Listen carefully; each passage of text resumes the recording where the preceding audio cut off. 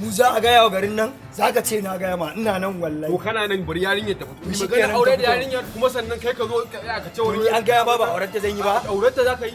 Ba wani auren ta da zaka yi. Kai yaya me faru kaga menene kuke ta rigima kofar gidan mutane haka? Wai wannan ne wai nazo gurin budurwar da zan aura wai shi ma zo wai auren ta zai. Muna magana akan yarinyar. Yarinyar da ke cikin gidan nan?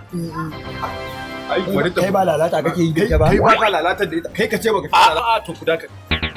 Ai tunda lalata kuke da ita, to bari mu shiga da ciki da ware wanda take so. Ai kun zo kotu a gurin alƙali kuka zo. Kuma shiga ta zaku wadar kuma shiga ciki. Shiga ciki. Shiga ciki.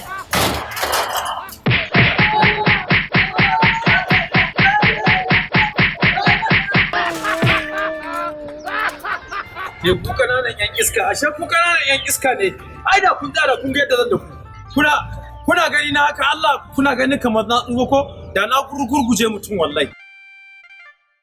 La'anta mutum kuma na la'anta banza la'anta ku. Da ku kananan yan iska kuka ce da yan iska ne ku. Ashe kananan yan iska ne ku san tsohon dan dan baban ne ko da na naushi mutum wallahi sai ya fice sai ya suma. Wani da ko da wani ma ko da Allah zai kasu suna aure kyakkyawar yarinya su shi ba dan karshen ta ba ku kadai bane